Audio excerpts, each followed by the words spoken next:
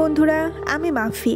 প্রতিদিন নতুন নতুন রহস্যময় মাফিয়া, হ্যাকার আর অবহেলার গল্প পেতে আমাদের চ্যানেলটি সাবস্ক্রাইব করে পাশে থাকবেন। এই ছেলে, তোমার চা খাওয়ার পর মাথাটা এরকম করছে কেন? তুমি চায়ের সাথে কি কিছু মিশিয়েছ? কি বলেন স্যার? এটা কিভাবে সম্ভব? আমি এক সাধারণ চা বিক্রেতা। আমি কিভাবে আপনার চায়ে কিছু মেশাবো? আমি এসব করি বা কি করব? আপনি এত বড় মানুষ। স্যার, আপনি এই ছেলের কথায় কিছু মনে করবেন না। ছেলেটা রাস্তায় চা বিক্রি করে। ওদের চায়ের মানই এত খারাপ যে আপনার মাথা ঘুরতে শুরু করবে। আপনি এসব নিয়ে চিন্তা করবেন না। যা বলছ, আমার জীবনে এত অদ্ভুত চা আমি কোনোদিনও খাইনি। চা খাবার পরেই মাথা ঘুরতে শুরু করেছে। এই বলতে বলতেই লোকটা মাটিতে বসে পড়ল। আমি তার সামনে গেলাম, গিয়ে তার কলারটা চেপে ধরলাম। এরপর তার সাথে থাকা লোকটাকে বললাম, আবিদ, যত তাড়াতাড়ি সম্ভব তাড়াতাড়ি এই লোকটাকে আমাদের জায়গায় নিয়ে যাও। আমি পরে সে এর ব্যাপারে জিজ্ঞাসাবাদ করছি। এখন আপাতত তুমি তাড়াতাড়ি ওকে নিয়ে যাও। ওকে স্যার, আপনি কোনো চিন্তা করবেন না। আমাদের অভিনয়টা দারুণ ছিল। লোকটা এত সহজে আমাদের অভিনয়ে ফেসে যাবে এটা আমি বুঝতে পারিনি। এর থেকে আসল ইনফরমেশন বের করতে হবে। আস্তে আস্তে সব ইনফরমেশন বের করব, কোনো চিন্তা করো না।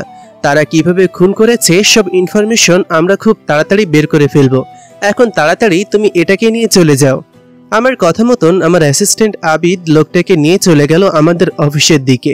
আমি তখন আমার কাজে লেগে পড়লাম, অর্থাৎ রাস্তার পাশে দাঁড়িয়ে চা বিক্রি করার কাজ। রাস্তার পাশে একটা দোকানে দাঁড়িয়ে আছি। সবাই আমাকে চা বিক্রেতা হিসেবে চেনে। আমি আসলে চা বিক্রেতা নই। আমি আসলে কে সেই পরিচয়টা আপনাদের দিচ্ছি। এখন আমাকে একটু কষ্ট করে বাসায় যেতে হবে, কারণ বাসায় যাওয়ার পর আরো একজনকে সাইজ করতে হবে। সে আর কেউই না, আমার চাচাতো বোন, যাকে আমি প্রচন্ড ভালোবাসি। কিন্তু আমি তার সামনে সেটা প্রকাশ করতে পারি না, কারণ তার সামনে প্রকাশ করলে এখন তার পড়াশোনার সবকিছু নষ্ট হয়ে যাবে। এমনিতেই যা দুষ্টু, আজকে এত বড় একটা অপরাধ করেছে, এর জন্য তাকে শাস্তি পেতেই হবে। সেই জন্য আমি তাড়াতাড়ি বাসায় চলে গেলাম। বাসায় যখন পৌঁছেই আমি আমার বড় আম্মুকে ডাকতে শুরু করলাম। আমার ডাক শুনে বড় আম্মু পাগলের মতন বাইরে চলে আসলো। আমি তখন তাকে বললাম, বড় আম্মু, নেহা কোথায়? তাড়াতাড়ি বলো এখানে আসতে। আরে, ও তো মনে হয় ঘুমিয়ে গেছে রুমের মধ্যে। আচ্ছা ঠিক আছে, তুই একটু ওয়েট কর, আমি এখনই যাচ্ছি, গিয়ে তাকে ডেকে নিয়ে আসতেছি। বলেই বড় আম্মু আমার সামনে থেকে চলে গেল। আমি সোফায় বসে আছি। আম্মু এসে আমাকে এক গ্লাস ঠান্ডা পানি দিয়ে গেলেন। সেটা খেয়ে মাথাটা একটু ঠান্ডা করেছি। আম্মু হেসে রুমে চলে গেলেন। তারা জানেন আমি নেহার ওপরে কোনো না কোনোভাবে অত্যাচার করার চেষ্টা করব। ওইদিকে বড় আম্মু গিয়ে নেহাকে ডেকে নিয়ে আসলেন। সে ঘুম ঘুম চোখে আমার সামনে এসে দাঁড়ালো। আমি তার দিকে তাকাতেই পুরো লোহার মতন সোজা হয়ে দাঁড়িয়ে রইল। আমি তখন তার দিকে তাকিয়ে একটু কড়া ভাষায় প্রশ্ন করলাম, নেহা, আজকে ফেসবুকে ছবি দেখলাম, এটা কেন দিয়েছিলে? আমি ভাইয়ের দিকে তাকিয়ে আছি, কি বলবো কিছুই বুঝতে পারছি না। এই লোকটা প্রতিবার আমার সাথে এরকম করে কেন? আমি তখন তাকে ভয়ে ভয়ে বললাম, আসলে ভাইয়া, আমাদের ক্লাস পার্টি ছিল, সেখানে আমরা সব বান্ধবীরা মিলে একটা ফটো তুলেছিলাম। সবাই ফেসবুকে আপলোড দিচ্ছে, সেই জন্য আমিও দিয়েছি। কেন? তোকে দিতে হবে কেন?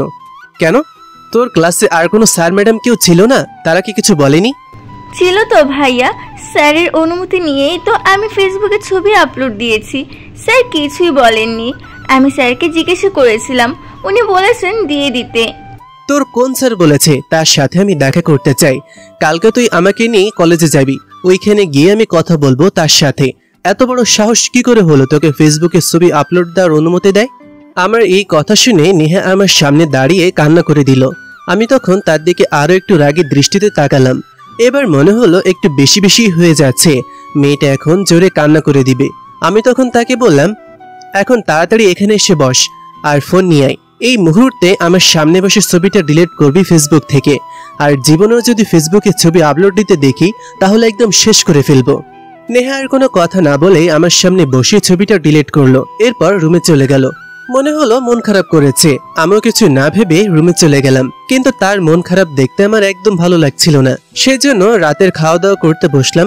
খেতে বসেও দেখলাম নেহা মন খারাপ করেছে। মনে হলো ফেসবুক থেকে ছবিটা ডিলিট করে দেওয়ার কারণে অনেক কষ্ট পেয়েছে, কিন্তু আমি তো তাকে অন্য কারো চোখে লাগতে দিব না। সেজন্য আমি তার রুমে গিয়ে তার পাশে বসলাম। কতক্ষণ আমার দিকে তাকিয়ে আছে, মনে হচ্ছিল যেন ভয় পাচ্ছে আমাকে। আমি তখন তাকে বললাম, নেহা, তুই বুঝিস না তুই যে ফেসবুকে ছবিটা আপলোড দিয়েছিলি, এটা কিন্তু আমার জন্য অনেক বড় একটা অপরাধ। এখন যদি ওইটা কেউ দেখতো, এরপর তোকে নিয়ে কোনো বাজে মন্তব্য করত, তখন কি হতো? আমাদের এলাকার কোনো বাজে ছেলে যদি এইটা দেখে তোকে পছন্দ করে ফেলে, আর তুই তো পছন্দ করার মতোই নি, এরপর তোর পেছনে লেগে যেত, তখন আমার কি ভালো লাগতো বল?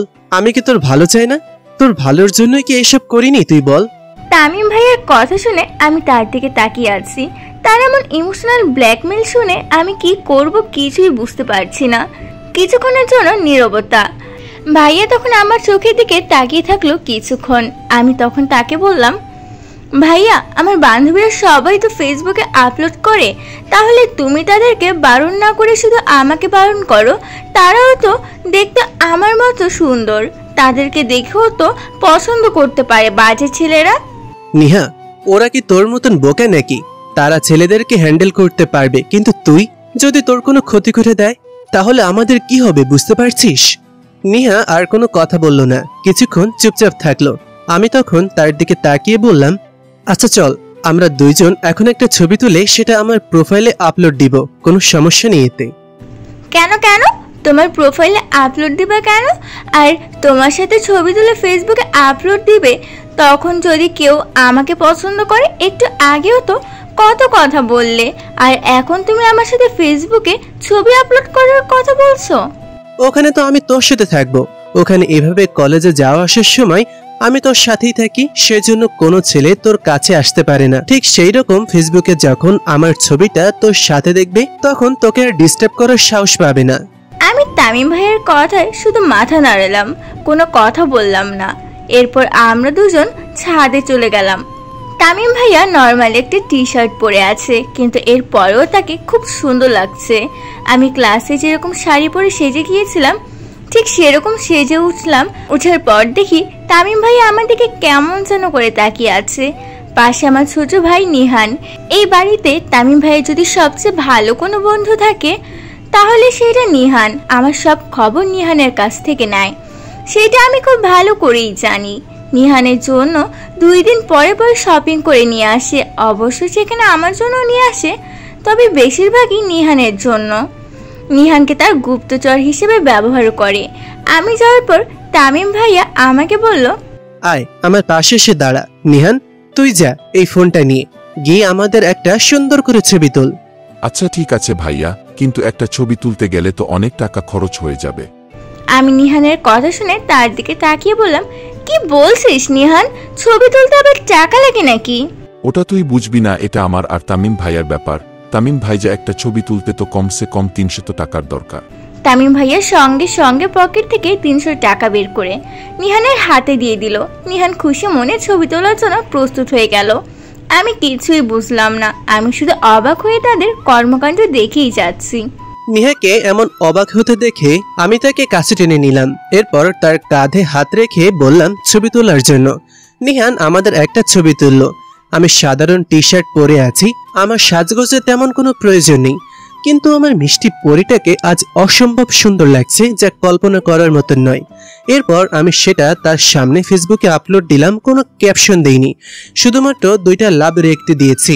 এরপর নিহানকে পাঠিয়ে দিলাম নিচে, আর নিহার সামনে দাঁড়িয়ে বললাম, এবার খুশি হয়েছিস তো? নিহা হঠাৎ করে আমার গলা জড়িয়ে ধরলো। আমি তার এরকম কর্মকাণ্ডে বেশ অবাক হলাম। সে আমার গলা জড়িয়ে ধরে কিছুক্ষণ আমার দিকে তাকিয়ে থাকলো, এরপর বলল, অনেক খুশি হয়েছে ভাইয়া, আমি ভাবতে পারিনি তুমি এইটা করবে। আমার পাগলি একটা, ইচ্ছে হয়েছে সেটা আমি পূরণ করব না? একটা কথা বারবার মনে রাখবি, আমার কথায় যেন এদিক সেদিক না হয়। আমার কথা না শুনলে আমি এমনিতেই প্রচুর রেগে যাই। তুই আমার কথা শুনবি, আমার কথা শুনে চলে যা ইচ্ছা তাই পাবি। কোনো দিন কোনো কিছুতে আমি বারণ করব না, কিন্তু আমার কথা না শুনলে আমি কি করতে পারি সেটা তুই ভালো করেই জানিস। আচ্ছা ঠিক আছে ভাইয়া, এখন থেকে তোমার কথা শুনে চলবো, আর কোনো দিন তোমার কথার অবাধ্য হব না, কথা দিলাম। তখন নিহার সাথে কিছুক্ষণ ছাদে দাঁড়িয়ে রইলাম। এই সময়টা আমাদের জীবনের সবচেয়ে আনন্দের সময়গুলোর একটা। সারাদিন কর্মব্যস্ততা শেষে এরকম যদি রাত কাটানো যায় তাহলে সেটা সবার কাছে স্বপ্নের মতো। কোন দিন যে আমার এই পাগলেটার ইন্টার পরীক্ষা শেষ হবে, এরপর আমি তাকে আমার করে পাবো। আমি সবাইকে বলেছিলাম যেন সে এইচএসসি পরীক্ষা কমপ্লিট করার পর আমার সাথে বিয়ে দেয়, এর আগে যেন না দেয়, এবং সেটাই এখন আমাকে কষ্ট দিচ্ছে। রুমের মধ্যে চলে আসলাম। রুমের মধ্যে এসে আবিদকে কল করলাম। জি স্যার। আপনি যেভাবে বলেছিলেন সব কিছু সেভাবেই করেছি। তাকে আমরা বন্দি করে রেখেছি। আপনি কি আজকে আসছেন নাকি কালকে সকালে আসবেন? আমি একটু ক্লান্ত, আজকে মনে হয় আসতে পারবো না। তুমি এক কাজ করো, তুমি ওকে বন্দি করে রাখো, কালকে সকালে আমি সবাই মতন চলে আসব। ওকে স্যার, তাহলে আপনি নিশ্চিন্তে থাকতে পারেন। তাকে আমরা বন্দি করে রেখেছি, এখান থেকে পালাতে পারবে না। তার ব্যাপারে আমরা ইনফরমেশন কালেক্ট করার চেষ্টা করছি। আপনি আসলে সেটা আরো সহজ হয়ে যাবে। আবিদের ফোন রেখে আমি চিন্তা করতে থাকলাম কি করা যায়। যে করেই হোক এই অপরাধীদেরকে ধরতে হবে। তারা সাধারণ কেউই নয়, এই শহরের সবচেয়ে বড় ব্যবসায়ীকে খুন করেছে এবং আমার ওপর এসে পড়েছে তার তদন্তের দায়িত্ব। এখন আমি কি করব? তাদের ব্যাপারে কোনো ইনফরমেশন জোগাড় করতে পারছি না। এমন সতর্কভাবে হত্যা করা হয়েছে লোকটাকে। কে হত্যা করেছে এই লোকটাকে, কারাই বা এর পেছনে আছে, এই ব্যাপারে কোনো কিছুই জানি না। সেজন্য আমাকে অনেক দিন থেকে এই ব্যাপারে তদন্ত করে যাচ্ছি। এখন আর সেসব চিন্তা করতে ভালো লাগছে না, সেই জন্য ঘুমিয়ে পড়লাম। পরের দিন সকালে ওঠার পর দেখলাম আমার পাশে নেহা বসে আছে। আমি তাকে দেখে একটু অবাক হলাম। কি ব্যাপার নেহা, এই সময় আমার রুমে কেন? ভাইয়া, তুমি ফেসবুকে ছবি আপলোড দিয়েছিলে, সেটাতে দেখো তোমার বন্ধু কমেন্ট করেছে কি। আমি কতক্ষণ থেকে তোমাকে ডাকছি, কিন্তু তুমি তো আমার কোনো কথাই শুনছো না। আমি তখন তাকে বললাম, কি ব্যাপার, কি হয়েছে, তুই এই সময় আমার রুমে কেন? আমি তখন ঘুম ঘুম চোখে ফোনের স্ক্রিনের দিকে তাকালাম। কমেন্ট দেখে আমি তো অবাক, কারণ সেখানে আমার বন্ধু নিলয় বেশ বড় বড় করে কমেন্ট করেছে। অনেক সুন্দর কাপড়, দুজনের সম্পর্ক এভাবেই সারা জীবন চলতে থাকুক। বন্ধু, তোমার কাছে একটাই আবদার, খুব তাড়াতাড়ি আমি আঙ্কেল হতে চাই, যেন সুসংবাদটা তাড়াতাড়ি পেয়ে যাই। মিষ্টির অপেক্ষায় আসি। এটা দেখার পর আমার মাথা তো ঘুরতে শুরু করে। আমি তখন তার দিকে তাকালাম। নেহা আমার দিকে কেমন করে তাকিয়ে আছে। আমি তখন তাকে বললাম, ও মনে হয় ভুল করে কমেন্ট করে ফেলেছে। নেহা তখন আমার দিকে তাকিয়ে এমন একটা কথা বলল যেটা শোনার জন্য আমি মোটেও প্রস্তুত ছিলাম না। সে তখন আমাকে বলল, সে তো খারাপ কোনো কথা বলেনি, ভালো কথাই বলেছে। তাহলে তাকে না করার কি দরকার? তারা হয়তো এটা দেখে এটাই মনে করেছে শুধু নিলয় ভাইয়া এইসব কমেন্ট করেছে, এমন না। সবাই এরকম কথা বলছে, সবাইকে কল করে বলা কি সম্ভব? তাহলে এক কাজ করি, পোস্টটা ডিলিট করে দিই। তোর যদি অসুবিধা হয় তাহলে আমি পোস্ট ডিলিট করে দিচ্ছি। ওয়েট। দূর ভাইয়া, তুমি সব কি বলো? আমি শুধু তোমাকে জানানোর জন্য আসছি। আমার অনেক ভালো লাগছে এই কমেন্টসগুলো দেখে। এই কথা বলে নেহা আমার রুম থেকে বের হয়ে গেল। মনে হয় লজ্জা পেয়েছে। আমি কিছুই বুঝলাম না তার কর্মকাণ্ডে। এটা কি হলো? আমি তো শুধু তার দিকে তাকিয়েছিলাম। সে যাওয়ার সময় কি বলেছিল আমাকে সেটা কিছুক্ষণের জন্য বোঝার চেষ্টা করছি, কিন্তু বুঝতে ব্যর্থ হলাম।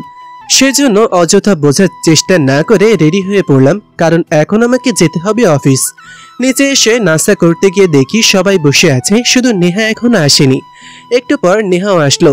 এরপর দুইজনে ব্রেকফাস্ট করে তাকে কলেজে নামিয়ে দিয়ে আমি চলে গেলাম অফিসে। অফিসে যাওয়ার পর আবিদ আমার দিকে এগিয়ে আসলো, তার মুখে হাসি।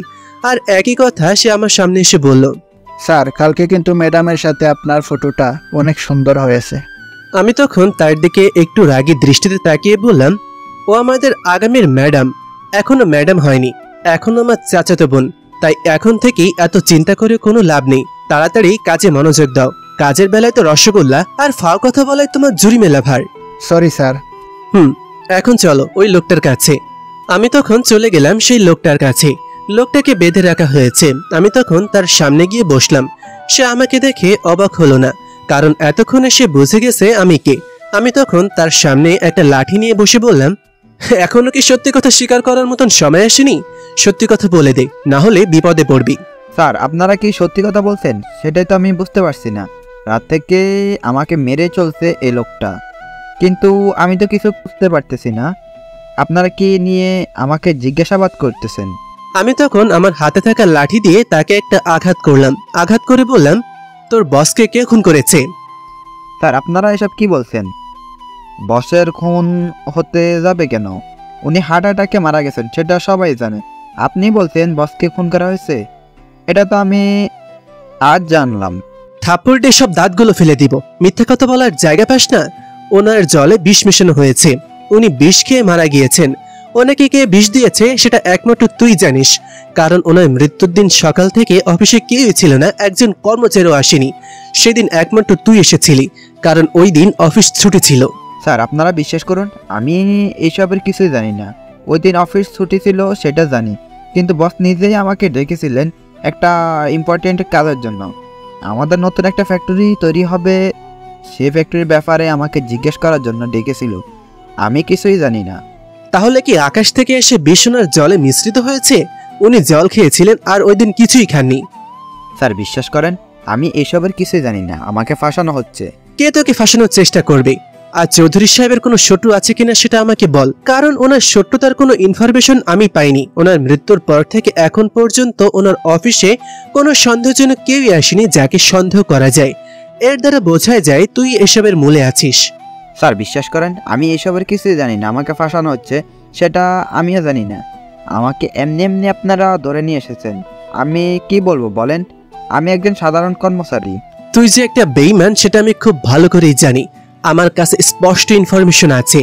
তোর বস আরমান চৌধুরীর ছেলে রাজীব চৌধুরী এবং রাকিব চৌধুরী দুজনই বলেছেন তুই সবার সামনে অপমানিত হয়েছিলি, কারণ তুই কিছুদিন আগে ধরা খেয়েছিলি অফিস থেকে অনেক টাকা চুরি করার অপরাধে, আর তোকে ধরেছিলেন আরমান চৌধুরী নিজে। স্যার বিশ্বাস করেন, এটা আমি ভুল করে ফেলেছি বলে স্যার ক্ষমা করে দিয়েছিলেন। আমি নিজেই স্বীকার করছি বসের কাছে। এটা ওই দিনে আমি বাধ্য হয়ে চুরি করছিলাম, কারণ আমার ছোট মেয়েটার অপারেশন ছিল। আমি কোথাও টাকা ম্যানেজ করতে পারছিলাম না। আমি বসের সাথে এখন থেকে নয়, প্রায় 10 বছর থেকে চাকরি করি। না হলে তোর বসের ছেলেরা কেন বলল তুই এসবের সাথে জড়িত আছিস? তারা কি মিথ্যা বলছে তারা তাদের বাবার খুনের ব্যাপারে? তারা যখন তোর ব্যাপারে কথা বলার জন্য এসেছে তখন তারা মামলা করেছে তোর বিরুদ্ধে। স্যার বিশ্বাস করেন, ওনারাই আসল বাটপার। 2 ভাই 2 দিন পর পর যুদ্ধ করেন নিজেদের মধ্যে, মাঝখানে দিয়ে আমাকে ফাঁসাতে চাইছেন। বস এই ব্যাপারটা নিয়ে অনেক টেনশনে ছিল। তার মানে কি ওনারা দুজন একে অপরের সাথে কেন মারামারি করতেন? সেটা তো বস আমাকে কোনোদিনও বলেননি, কিন্তু বস বারবার বলতেন তার 2 ছেলেকে নিয়ে তিনি বেশি চিন্তায় আছেন। এসব চিন্তার কারণে বস মাঝে মাঝে অসুস্থ হয়ে পড়তেন। আমি তোর কথা কিছুতেই বিশ্বাস করতে পারছি না, কারণ ওই দিনের সিসিটিভি ফুটেজে স্পষ্ট ওই দিন তোর বসের রুমে তুই ছাড়া আর কেউই যায়নি। তাই যতক্ষণ না পর্যন্ত তদন্ত শেষ হচ্ছে ততক্ষণ পর্যন্ত তোকে বন্দি করে রাখা হবে, কারণ তোর বিরুদ্ধে মামলা করা হয়েছে। স্যার আমাকে ছেড়ে দিন, আমার মেয়েটা এখন হসপিটালে ভর্তি আছে। ওর একটা টিউমার হয়েছিল, সেটা অপারেশন করা হয়েছে, এখন আর সে সুস্থ হয়নি। মেয়েটা অনেক ছোট, আমি এখন পাশে থাকার প্রয়োজন। সেটা নিয়ে তোকে চিন্তা করতে হবে না। যদি সত্যি তোর মেয়ে অসুস্থ হয়ে থাকে তাহলে আমার অফিসার যাবে, গিয়ে সবকিছু দেখে আসবে, প্রয়োজনে টাকা দেবে, কিন্তু তোকে এখান থেকে ছাড়া হবে না। আমি তখন আবিদকে বললাম রাফিকে নিয়ে আসতে। রাফি আমাদের দলের নতুন সদস্য। আমি তখন রাফিকে বললাম, রাফি তুমি এই লোকটার কাছ থেকে ইনফরমেশন নিয়ে যাও, তার মেয়ে কোথায় অসুস্থ আছে সেখানে যাও, গিয়ে দেখো সত্যি অসুস্থ কিনা। আর যদি অসুস্থ হয়ে থাকে তাহলে তার যা যা প্রয়োজন আছে সবকিছু দিয়ে আসবে, তাদেরকে চিন্তা না করতে বলবে। যদি সে সত্যি নির্দোষ হয়ে থাকে তাহলে তাকে কোনো শাস্তি দেওয়া হবে না, আর আসল অপরাধীর কাছে খুব তাড়াতাড়ি পৌঁছে যাব। কিন্তু সে যদি অপরাধী হয় আর মিথ্যা কথা বলে থাকে তাহলে তার জন্য অনেক বড় বিপদ অপেক্ষা করছে। ওকে স্যার, আপনি কোনো চিন্তা করবেন না, আমি এখনই যাচ্ছি, হসপিটালে গিয়ে দেখতেছি অসুস্থ কিনা। এরপর আমি আর আবিদ দুইজনেই বাইরে চলে আসলাম। আবিদ আমার পাশে দাঁড়িয়ে আছে। আমি তখন আবিদকে বললাম, আবিদ এখন আমাদেরকে সবকিছু যাচাই করতে হবে। লোকটার কথা শুনে মিথ্যা বলছে বলে মনে হচ্ছে না আমার কাছে। আমি এতদিন ধরে তাদের অফিসের নিচে চা বিক্রি করছি, সন্দেহ হয়নি, কারণ যদি ওনার উদ্দেশ্যের কারণে ম্যানেজার খুন হতো তাহলে এতদিনই সেই উদ্দেশ্যটা সফল করার চেষ্টা করত, কিন্তু এরকম কোনো সন্দেহজনক কাজ তার কাছ থেকে হয়নি। সেটাও তো একটা বিষয় স্যার, আমিও তো এটাই চিন্তা করতেছি। কাল রাত থেকে অনেকবার জিজ্ঞাসা করেছি কিন্তু সে কিছুই বলেনি। ম্যানেজার যা যা বক্তব্য দিয়েছে সবকিছু সত্যতা যাচাই করতে হবে। তুমি রিয়াকে নিয়ে চলে গিয়ে ওই ব্যাপারে খোঁজ খবর নাও, তার প্রতিটা কথার সত্যতা যাচাই করবে। যদি সত্যি কথা বলে থাকে তাহলে কারা মিথ্যা বলছে সেটাও বের করার চেষ্টা করবে। আমি যে করেই হোক এইটা শেষ করতে চাই তাড়াতাড়ি। ওকে স্যার, আপনি চিন্তা করবেন না। নিলয় স্যার কি কিছু জানিয়েছেন নাকি এখনো কিছু জানার নেই? সে ডাক্তারের কাছে গিয়েছে, এখনো টেস্টের রিপোর্ট নিয়ে আসেনি। ডাক্তার কি বললেন সেটাকে জানতে হবে, নিলে আসার পর অনেক বিষয় সমাধান হয়ে যাবে। এরপর আমি বেরিয়ে আসলাম, চেঞ্জ করে দাঁড়িয়ে পড়লাম সেই অফিসের নিচে। এখন যে করেই হোক সব বিষয় জানতে হবে। এখানে অনেক রহস্য লুকিয়ে আছে। প্রথম কথা, হয়তো ম্যানেজার খুন করেছে, আর যদি ম্যানেজার খুন না করে থাকে তাহলে কে খুন করলো আর কেনই বা খুন করলো? এর চেয়ে বড় কথা হলো ওই দুই ভাইয়ের মধ্যে কি সমস্যা চলছে। আমি অফিসের নিচে দাঁড়িয়েছিলাম ছদ্মবেশ ধরে, কেউ আমাকে চিনতেই পারেনি এতদিন থেকে। এভাবে আরো কয়েকদিন চলে গেল। আবিদ আর রিয়া সব সঠিক ইনফরমেশন যাচাইয়ের চেষ্টা করছে।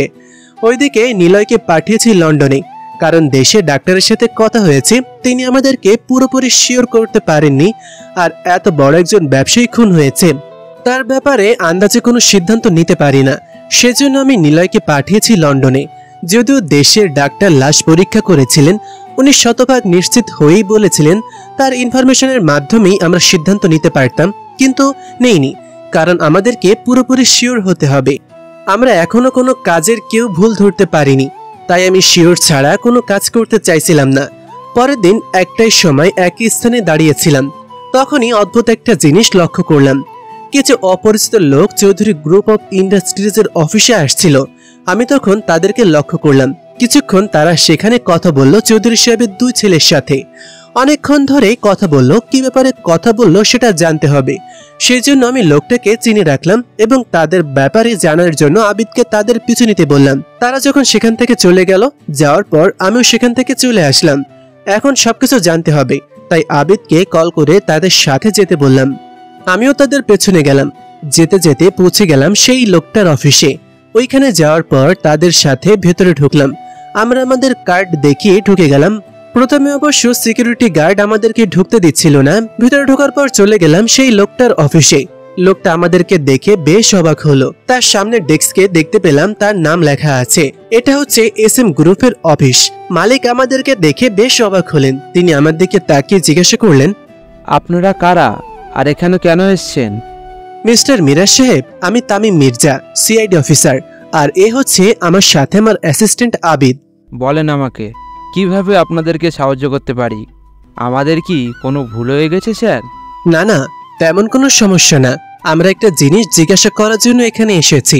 সত্যি সত্যি করে বলবেন যা জিজ্ঞাসা করি। একটুও মিথ্যা কথা বলার চেষ্টা করলে কিন্তু আপনারা নিজেই ফেঁসে যাবেন। আপনি কোনো চিন্তা করবেন না স্যার, আমি সব সত্য কথা বলবো। আমি ফেঁসে যেতে চাই না। জিজ্ঞাসা করুন, কি জানতে চান আমার কাছ থেকে? আমি তখন তার সামনের চেয়ার টেনে বসলাম। আবিদ আমার পাশে দাঁড়িয়ে আছে। আমি তখন লোকটার দিকে তাকিয়ে বললাম, মিস্টার, আপনারা সকালে গিয়েছিলেন চৌধুরী গ্রুপ অফ ইন্ডাস্ট্রিজে। ওইখানে গিয়ে আপনারা চৌধুরী সাহেবের দুই ছেলের সাথে কথা বলেছিলেন। কি ব্যাপারে কথা হচ্ছিল সেটা যদি আমাদেরকে একটু বলতেন তাহলে ভালো হতো। ও এই ব্যাপার স্যার, আসলে আমি চৌধুরী সাহেবের নতুন যে ফ্যাক্টরি হওয়ার কথা সেটা কিনতে চেয়েছিলাম। ওটা ওনাদের অফিসের জন্য বানানো হচ্ছিল, কিন্তু হঠাৎ করে চৌধুরী সাহেব মারা গেলেন। এরপর থেকে অফিস একটু সমস্যায় পড়ে গেছে, সেই জন্য ফ্যাক্টরিটা বিক্রি করে দিতে চাইছেন ওনার ছেলেরা। আমি তখন অবাক হলাম, কারণ চৌধুরী সাহেবের সাথে আমার আগেও কথা হয়েছিল। ওনার স্বপ্নের একটা প্রজেক্ট এটা। আমি তখন তাকে বললাম, এটা তো চৌধুরী সাহেবের স্বপ্নের প্রজেক্ট। উনি এটা অনেকদিন থেকে ট্রাই করছিলেন সফল করার, কিন্তু হঠাৎ করে তার ছেলেরা কেন বিক্রি করে দিচ্ছে এটা? আমি জানি না স্যার, আমাকে শুধু তারা ডেকেছিল এটা দেখানোর জন্য। আমি এটা কিনতে চেয়েছিলাম, সেই জন্য এটা দেখতে গিয়েছিলাম, কিন্তু ওই জায়গার কাগজপত্রের সমস্যা রয়েছে, সেই জন্য আমি কিনতে চাইছিলাম না। কোনো কাগজপত্রে কি সমস্যা হয়েছে? আসলে এটা শুধু রাজীব চৌধুরীর নামে লেখা ছিল, কিন্তু তারা দুজনে বিক্রি করতে এসেছে। সেখানে রাকিব চৌধুরীর নাম নেই। এখন আমার কাছে সেটা রাজীব চৌধুরী বিক্রি করতে এসেছেন, কিন্তু রাকিব চৌধুরী বিক্রিতে বাধা দিচ্ছে। সেটা নিয়ে তাদের দু ভাইয়ের মধ্যে ঝামেলা চলছে। এখন বলেন আমি এইসব ঝামেলার মধ্যে কেন জড়াবো? আমি তো ভালোই আছি আমার ব্যবসা নিয়ে। আচ্ছা, বুঝতে পারলাম, কিন্তু আপনি একটা কথা আমাকে বলেন যে রাজীব চৌধুরীর নাম একা ওখানে থাকবে কেন? ওইখানে তো তাদের দুই ভাইয়ের নাম থাকার কথা, যেহেতু তারা দুই ভাই এই সম্পত্তির মালিক। সেটা আমি জানি না স্যার, কিন্তু আমি স্পষ্ট দেখেছি সেখানে শুধু রাজীব চৌধুরীর নাম ছিল, কিন্তু রাকিব চৌধুরী সেটা বিক্রি করতে বাধা দিচ্ছেন। আমি বুঝতে পারছি না ওনারা কেন এটা করছেন। মাঝখান থেকে আমাকে ঝামেলায় ফাঁসিয়ে দেওয়ার চেষ্টা করছেন। ধন্যবাদ আপনাকে আমাদেরকে ইনফরমেশনগুলো দেওয়ার জন্য। না স্যার, ধন্যবাদ দেওয়ার কিছু নেই। আমি শুধু যা জানতাম সেটাই আপনাদেরকে বলেছি। আমি তখন সেখান থেকে বেরিয়ে চলে আসলাম। আমার মাথায় কিছুই ঢুকছে না, এরা কি করতে চাইছে। এই জায়গার আসল সমস্যা পর্যন্ত আমরা এখনো পৌঁছাতে পারিনি। সমস্যা না জানলে কিভাবে সমাধান করব সেটাই খুঁজে পাচ্ছি না। আমি তখন আবিদকে বললাম, আবিদ, আমাদের উচিত স্রোতের উল্টো দিকে ঘোরা। আমার মনে হচ্ছে যা সমস্যা তার পরিবারের মধ্যেই, তাই আমাদেরকে আগে সবকিছু জানতে হবে। এমনি এমনি সন্দেহজনক সবাইকে আক্রমণ করে কোনো লাভ নেই। আসল অপরাধীদেরকে ধরতে হবে। আমাদের সব দিক বিবেচনা করে চলতে হবে। তাহলে স্যার আপনি আবার কি করতে চাইছেন? তুমি চৌধুরী সাহেবের 2 ছেলেকে নিয়ে আসো, তাদেরকে আমি জিজ্ঞাসাবাদ করতে চাই। ওকে স্যার, আপনি কোনো চিন্তা করবেন না, আমি তাদেরকে নিয়ে আসতেছি বিকেলের মধ্যেই, আপনি নিশ্চিন্তে থাকতে পারেন। আমি তখন আবিদকে বলে বাসায় চলে আসলাম। বাসায় আসার পর আব্বু আমার কাছে আসলেন। আমি আব্বুর দিকে তাকিয়ে আছি। আব্বু কিছু একটা বলতে চাইছেন আমাকে।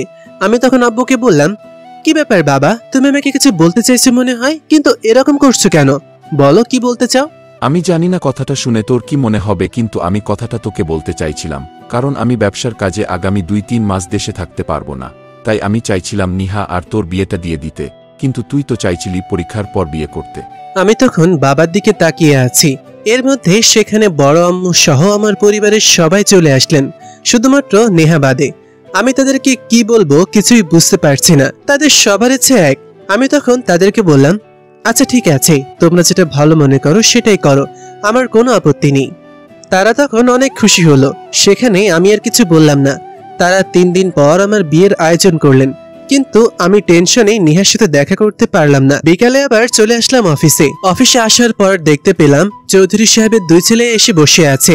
আমি তখন তাদের দিকে তাকিয়ে বললাম, আপনাদের ব্যাপারে আমার কিছু জানার আছে। আপনারাও মনে হয় আমাকে কিছু লুকিয়েছেন, সেগুলো এখন ক্লিয়ার করবেন। কি বলছেন স্যার? আমরা আপনার কাছ থেকে কি লুকাবো? আমরা তো সব কিছু বলে দিয়েছি।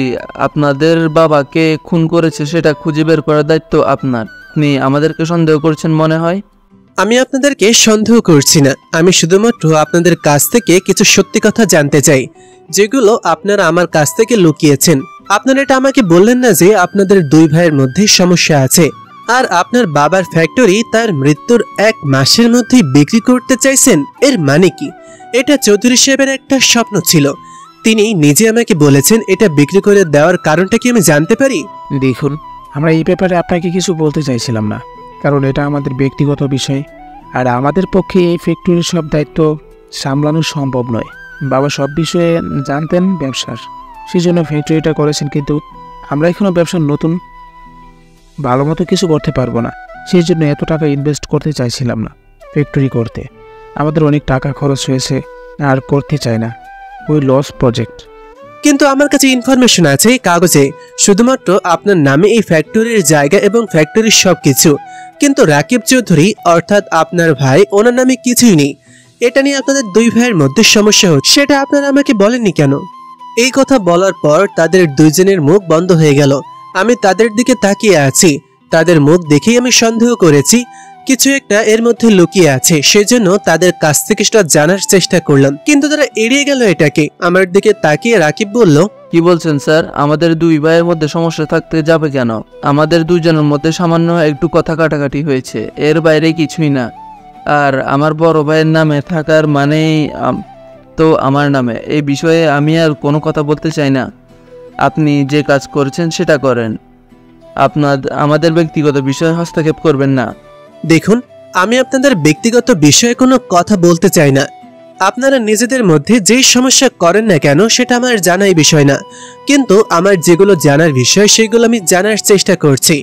আমি আপনাদের ব্যক্তিগত বিষয়ে কোনো কথা বলছি না। তো এটা কি বলছেন?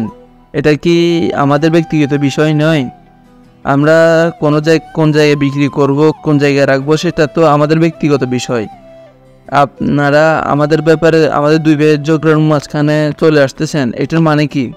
আমি বুঝলাম তারা প্রমাণ নেই বলে যা ইচ্ছা তাই বলে যাবে, এই জন্য আমি তাদেরকে আর কিছুই বললাম না। আমি তখন তাদেরকে যেতে দিলাম। পরের দিন নীলাই চলে আসলো। নীলাই আসার পর আমার সামনে একটা কাগজ দেখালো। এটা দেখার পর আমার মাথা নষ্ট হয়ে গেল। নীলাই তখন আমাকে বলল, বন্ধু, আমার মনে হয় সন্দেহ হচ্ছিল সেই তীব্র হয়ে গেল। আমার মনে হচ্ছিল এদের মধ্যে কেউ একজন খুনি, এরাই আসল খেলাটা খেলছে। কারণ আমাদের দেশের ডাক্তার বলেছিলেন বিশেষ কারণে মিস্টার চৌধুরী মারা গিয়েছেন। হ্যাঁ এটা সত্য, কিন্তু ওনাকে পরপর 2বার বিষ দেওয়া হয়েছিল। কি বলছিস? 2বার বিষ দেওয়া হয়েছিল মানে? ওনাকে প্রথমবার যে বিষ দেওয়া হয়েছিল সেটা কাজ করতে করতে প্রায় 2 দিন সময় লেগে যায়। আস্তে আস্তে এটা মানুষের শরীরে প্রভাব ফেলে। এটা ওনার শরীরে পাওয়া গিয়েছে, কিন্তু এর পাশাপাশি পাওয়া গিয়েছে আরও একটা ইমার্জেন্সি বিষ, যেটা 2 ঘন্টার ভিতরে মানুষকে মেরে ফেলে। তার মানে তুই বলতে চাচ্ছিস 2 জন ভিন্ন ভিন্ন লোক মিস্টার চৌধুরীকে 2বার বিষ দিয়েছে? 100% শিওর, আমি এটাই বলতে চেয়েছিলাম। তাকে 2বার বিষ দেওয়া হয়েছিল। আমার মনে হয় এই 2 জন তাকে মেরে ফেলার প্ল্যান করেছিল, কিন্তু কিছুতেই কিছু করতে পারছিল না, সেই জন্য বিষ দিয়ে দিয়েছে। এখন তোকে জানতে হবে এই বিষের উৎস কোথায়, খুঁজে বের করতে হবে কোথায় এই বিষ পাওয়া যায়। আমি শিওর হয়ে এসেছি যে 2 ধরনের বিষ প্রভাব পাওয়া গিয়েছিল, ওই দুটাই আমাদের দেশে পাওয়া যায় না। তাই আমি শিওর বিদেশ থেকে কেউ আনিয়েছিল, কারণ ডক্টর আমাকে শেয়ার করেছেন ওইটা মালয়েশিয়া ছাড়া বিশ্বের কোথাও পাওয়া যায় না। মালয়েশিয়ার জঙ্গল এলাকাগুলোতে এগুলো পাওয়া যায়। দুটোই কোনো ভয়ঙ্কর সাপের বিষ থেকে তৈরি করা যায়, যেটা ওষুধ বানানোর কাজে ব্যবহার করা হয়, কিন্তু ওটাতে সঠিক কেমিক্যাল মেশানো না হলে সেটা মানুষের জন্য খুবই ক্ষতিকর। তাহলে তো ব্যাপারটা আরো সহজ হয়ে গেল। খোঁজ নে আমাদের সন্দেহের তালিকায় কে কে বিদেশে থাকে, সবার ব্যাপারে খোঁজ নেওয়া শুরু করে দে। আমি চিন্তায় পড়ে গেলাম। এখন আরেকটা সমস্যা আসলো, এই বিশেষ ধরনের বিষ তারা কোথায় পেল, এটা কারা এনেছে, এটা এখন খুঁজে বের করতে হবে। ওদিকে আমার বিয়ের প্রস্তুতি আমার বাসায় 2 দিন ধরে চলছে। 2 দিন বাসায় গেলাম না, কিন্তু কিছুতেই কিছু করতে পারছিলাম না। একদম বিয়ের দিন চলে গেলাম। বাসায় যাওয়ার পর সবাই দেখলাম আমাকে দেখে অনেক অভিমান করেছে, কিন্তু আমি তাদেরকে বিষয়টা বুঝিয়ে বললাম। তখন তারা বুঝলো। আমি তখন বিয়ের জন্য প্রস্তুত হয়ে গেলাম। ভালো মতোই আমার বিয়েটা সম্পূর্ণ হলো। শুধুমাত্র আমার আত্মীয় স্বজন এবং আমার অফিসের সকল সদস্যকে নিয়ে আমাদের বিয়েটা সুসম্পন্ন হলো। আজকে আমার মিষ্টি পরীটাকে দেখতে সত্যিকারের পরীর মতন লাগছিল। আমি তখন তাকে ঠিক করে দেখতে পারছিলাম না, কারণ চিন্তায় কোনো কিছুই ভালো লাগছিল না। রাতের বেলায় বাসর ঘরে প্রবেশ করলাম। সে আমাকে সালাম করলো, আমি তাকে উঠালাম। এরপর তার দিকে তাকালাম। আজকে তাকে সত্যি অসম্ভব সুন্দর লাগছে। আমি তখন তাকে বললাম, আমাদের বিয়েটা সম্পূর্ণ হয়েছে ভালো মতোই। আমি চাইছিলাম আমাদের বিয়েটা যেন তোমার পরীক্ষার পর হলে ভালো হয়, কিন্তু আমি বাবার কথা ফেলতে পারিনি, সেজন্য বিয়েটা পরীক্ষার আগেই হয়ে গিয়েছে। এদিকে তোমার কোনো আপত্তি আছে? আমি ভাইয়ার দিকে তাকিয়ে আছি। ভাইয়াকে আজ অসম্ভব সুন্দর লাগছে। ধুর, আমি না এখন তাকে ভাইয়া বলে ডাকতেছি। আমি তামিমের দিকে তাকিয়ে আছি। আমি তখন তাকে বললাম, আমার কেন আপত্তি থাকবে? কিন্তু আমার আপত্তি আছে। ওনার কথায় বেশ অবাক হলাম। কি বোঝাতে চাইছেন? আমি তার থেকে চোখ ফিরাতে পারছি না। আমি ভালো করেই লক্ষ্য করেছি তামিম আমাকে তুমি করে বলছে। আমি তখন তাকে বললাম, কি আপত্তি? আমি চাই আগে তুমি ভালো মতন পরীক্ষাটা শেষ করো, এরপর আমাদের বাকি ফর্মালিটি পূরণ হবে। আপাতত তুমি তোমার পরীক্ষার দিকে নজর দাও। আমাদের তো এখন বিয়ে হয়ে গেছে, এরপরেও তুমি আমাকে বলছো পড়াশোনার কথা। আমি তো ভাবছিলাম বিয়ে করে সংসার করব, পড়াশোনা করে আমার কি লাভ? চুপ, একদম চুপ। ভালো কথা বলছি বলে মাথায় উঠিস না। ভুলে যাস না আমি এসব কিছু পছন্দ করি না, তাই আমি যেটা বলবো সেটাই তোকে শুনতে হবে। আচ্ছা ঠিক আছে, শুনবো তোমার কথা। এরকম জোরে জোরে কথা বলো কেন? আমি ভয় পেয়ে যাই, বুঝো না? আমি তখন আমার মিষ্টি পরীটাকে গিয়ে জড়িয়ে ধরলাম। তার মন খারাপ দেখতে আমার একদম ভালো লাগে না। এরপর শুয়ে পড়লাম, তাকে জড়িয়ে ধরে আছি। অজানা এক শান্তি অনুভব হচ্ছে নিজের ভেতরে। সে আমার বুকে গুটিসুটি মেরে শুয়ে আছে। তামিমের বুকে শুয়ে আছি, অনেক ভালো লাগছে। এই মানুষটার বুকে শোয়ার জন্য আমি এত দিন ধরে অপেক্ষা করেছি। আজকে আমার স্বপ্ন পূরণ হয়েছে, কিন্তু আজকের দিনটা সে আমার সাথে কিছুই করবে না। আমি তখন অপেক্ষা করছি কখন ঘুমিয়ে যাবে। একটু পরে লক্ষ্য করলাম ঘুমিয়ে গেছে, সেই জন্য উঠলাম। উঠে তার গলা আস্তে করে চেপে ধরে বললাম, আজকে আমার বাসর রাত, বুঝিস না পাগল কোথাকার, ডেভিলের বাচ্চা। কত স্বপ্ন দেখেছি আমি বাসর রাত নিয়ে, আর শেষে তুই কি না কিছু না করেই ঘুমিয়ে গেলি। তোকে আজকে ইচ্ছে করছে শেষ করে ফেলতে। এরকম নিজের মনে মনে অনেকক্ষণ বক বক করলাম। এরপর তার নাকে আস্তে করে একটা কামড় দিলাম।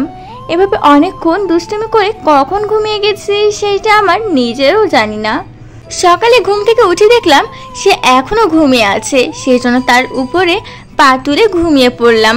কারণ অনেক দিন থেকে স্বপ্ন ছিল তার উপরে পা তুলে ঘুমাবো। আমাকে অনেক কাপড় মেরেছে, অনেক বকাবকি করেছে, কিন্তু এখন আমার রাজত্ব। আমি ভাবছিলাম সে ঘুমিয়ে আছে, কিন্তু সে আমার দিকে না তাকিয়ে ঘুম ঘুম চোখে বলল, যা করছিস ভালো হচ্ছে না, কিন্তু রাতেও যা করেছিস সবকিছু দেখেছি, কিন্তু কিছুই বলিনি, কারণ আমি আমার পাগলিটাকে কিছুই বলতে পারবো না এখন। তবে আমার ভালো লেগেছে বিষয়টা, করে যা। তার কথায় বেশ লজ্জায় পড়ে গেলাম, সেই জন্য সেখান থেকে উঠে যেতে চাইলাম, কিন্তু সে আমাকে টান দিয়ে তার বুকের উপর ফেলে দিল। আমি তার বুকের উপর শুয়ে আছি। এরপর তাকে বললাম, কি ব্যাপার, এরকম করছো কেন? কি করেছি আমি?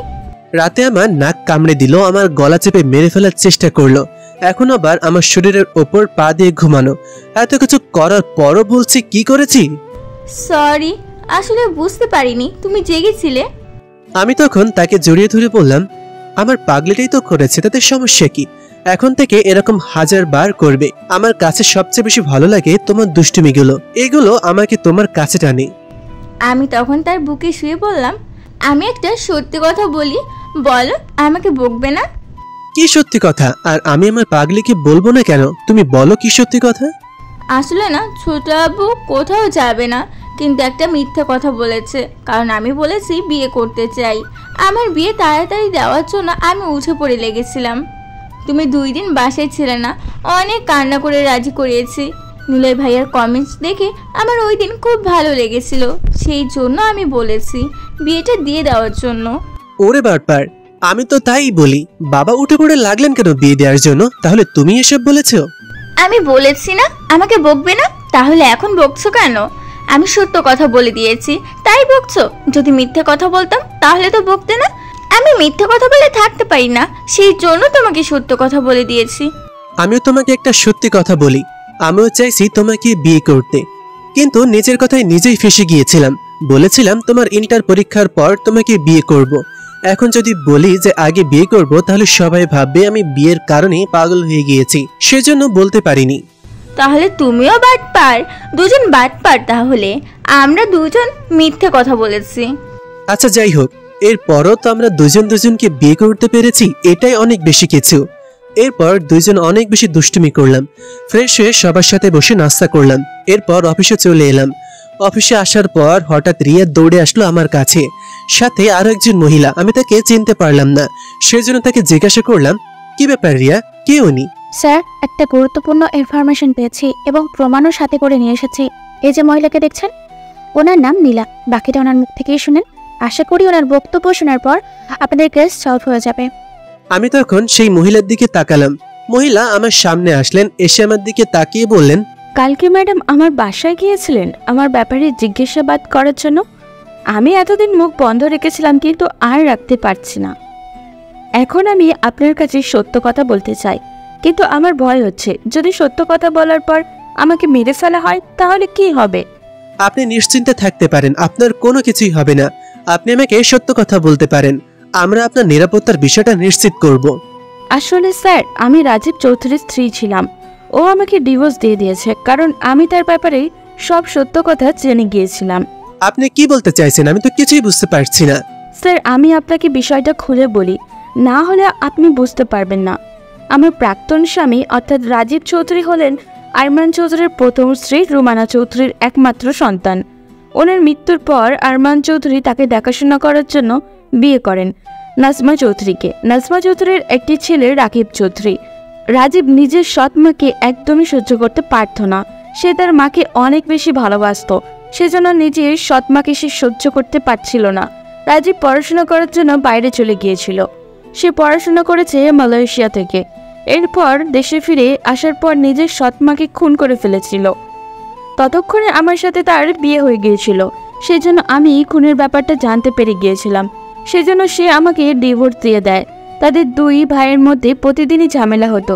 রাকিব ও রাজীবের সাথে পড়াশোনা করেছে বাইরে থেকে। যেহেতু আরমান চৌধুরী তার প্রথম স্ত্রীকে অনেক বেশি ভালোবাসতেন, তাই সব সম্পত্তি ওনার নামে দিয়ে দিয়েছিলেন। রুমানা চৌধুরীর মৃত্যুর পর স্বভাবতই সবকিছু হয়ে গিয়েছিল রাজীব চৌধুরীর নামে।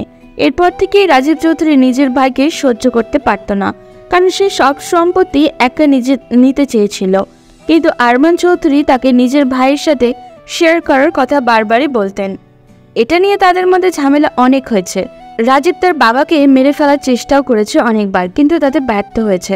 আমি এসব কথা শোনার পর আকাশ থেকে পড়লাম। একটা ছেলে কিভাবে তার মা বাবাকে মেরে ফেলতে পারে আমি কিছুই বুঝতে পারছিলাম না। আমি তখন তার দিকে তাকিয়ে বললাম, আপনি যে সত্যি বলছেন তার প্রমাণ কি? আমি আরমান চৌধুরীর মৃত্যুর ব্যাপারটা আপনাদের বলতে পারছি না, কিন্তু রাজীব চৌধুরী যে তার সৎ মাকে মেরে ফেলেছে সেই ব্যাপারে আমি নিশ্চিত। তার প্রমাণও আমার কাছে আছে। আমি আপনাকে একটা ভিডিও দেখাচ্ছি। রাজীব নিজের সৎ মাকে মেরেছিল, সেই ভিডিওটা এখনও আমার কাছে আছে। আমি সেটা রান্না করছিলাম। রাজীব রুমে গ্লাসের মধ্যে বিষ মেশাচ্ছিল। রান্না বসিয়ে আমি রুমে যাওয়ার পর সেটা দেখতে পেয়েছিলাম এবং সেটা ভিডিও করেছিলাম। যখন রাজীব জানতে পারে তখন আমাকে ডিভোর্স দিয়ে দেয় এবং আমাকে মেরে ফেলার চেষ্টাও করে, কিন্তু আমি লুকিয়ে থেকেছিলাম এতদিন। আমি তখন ভিডিওটা দেখলাম যেখানে স্পষ্ট প্রমাণ আছে যে রাজীব চৌধুরী তার সৎ মায়ের দুধের গ্লাসে বিষ মিশাচ্ছে। এটা দেখার পর আমি বুঝতে পারলাম আসল সমস্যা তাদের পরিবারের মধ্যে। মাঝখান থেকে অন্যজনদের সন্দেহ করেছিলাম আর আমি ওইখানেই দাঁড়িয়েছিলাম চা বিক্রেতা হিসাবে, কিন্তু আমার ওইখানে দাঁড়ানো যে একদম ব্যর্থ সেটা আমি এখন বুঝতে পারছি। আমি তখন তাকে বললাম, ধন্যবাদ আপনাকে সত্য কথাগুলো আমাদেরকে জানানোর জন্য। আপনি কোনো চিন্তা করবেন না, আপনার ব্যাপারে আমরা আপনার সর্বোচ্চ নিরাপত্তা নিশ্চিত করব। আপনি এ ব্যাপারে নিশ্চিন্ত থাকতে পারেন। ধন্যবাদ স্যার, কিন্তু একটা কথা, আমি বলেছি এটা কাউকে বলবেন না প্লিজ।